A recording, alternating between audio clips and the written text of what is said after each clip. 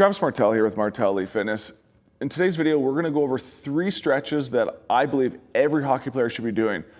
This is something that they can be done easily before going to bed at night, and it's going to help you perform better on the ice. When you think of how the hip works when you're skating, it requires a lot of external and internal rotation. So that hip, if this is the front of my hips, as I stride out, that hip wants to externally rotate out, and as I come in on that recovery portion of the stride, I have to internally rotate to come back underneath.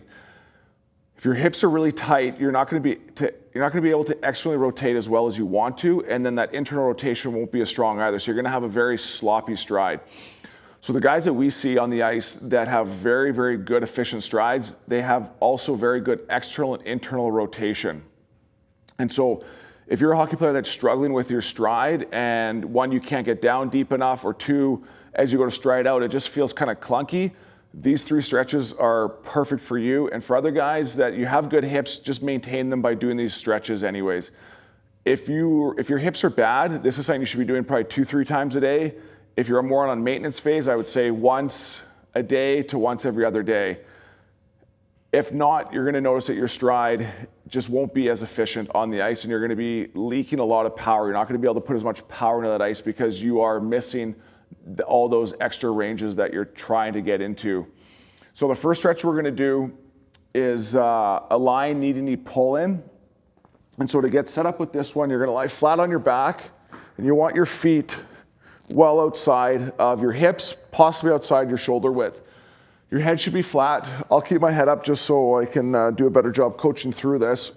And so the objective here is I'm just going to try and draw my thighs together, pull my knees in together. I should feel this deep in my hips. If I'm feeling it anywhere in my knees, I'm going to want to play around with my foot position. You can either go feet further away from you, or if you need to, you can go feet closer to you. Everyone's going to be a little bit different. However, you should feel this one in your hips. So for me, I feel this one a little bit too much in my right knee, so I'm going to go feet away. Nice and gently, I'm going to try and draw those thighs, those knees together. Hold that end range, so I'm getting a good stretch here deep in my hips, and I'm going to just pull back out of that. I'm going to come in, feel that stretch, and pull back out. Pay attention to one side might be tighter than the other. If one side's tighter than the other, well, then just focus a little bit more on that side, right? So for me, my left one is a little bit tighter, so I want to try and push that one a little bit deeper into that stretch, come back out. You're going to hold that stretch position for roughly 10 seconds and then release back out of it. Repeat this 5 times. The next one we're going to do is a lying externally rotated hip stretch. So I want to pull my toe to my shin. This is going to take pressure off that knee, and I want to grab my shin or low ankle with my opposite hand, and then whatever leg I'm stretching, that same side with my hand, I want to push out on my thigh. Here, once again, I'm going to feel the stretch deep in my hip. It'll be a little different spot, and I want to hold this position for 30 seconds to 90 seconds. And I'm just going to sit here. Once I'm done the 30 to 90 seconds, release that stretch, and then we're going to go into what's called some P&F stretching. So I'm going to hold my leg here, and what I'm going to try and do with this leg is actually pull towards me, and my hand's going to prevent that from happening. And I'm going to perform that action for 5 seconds. So I'm going to try and pull that leg in, 4, 3, 2, 1, and relax, and then try and get a little bit bigger stretch. Once I feel that stretch again, I repeat that kind of push and resist action. So I'm pushing in, my hand's resisting, 3, 2, 1, relax. I get to push out a little bit further, and then I'll repeat that one more time. 4, 3, 2, 1, and relax. And then I can go through a bigger stretch, hold that for about 10, 15 seconds, and then come back out of it. That P&F style stretching will help you get more range into your hips. So the first one is for that internal rotation. This one's for that external rotation. And the last one we're going to do be a little bit more of that external rotation, as you need more of that when you're skating. So you want to get the front of your knee straight in line off your hip. You want to try and get your shin 90 degrees off your thigh, pulling your toe to your shin. So you got 90 and 90. Back leg, same thing, 90, 90.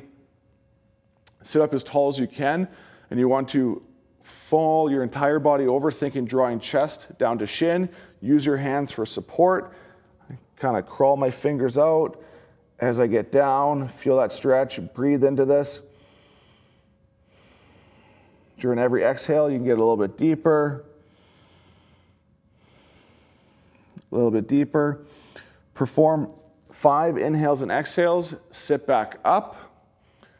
Release that stretch, and then repeat one more time for 5. So from the side, you should look like this. So I want to be nice and tall. I'm using my hands for guide and support. And I'm coming down, trying to draw my entire body forward. Big inhale, exhale, coming down. Same thing, perform 5 breaths, sit up, repeat one more time.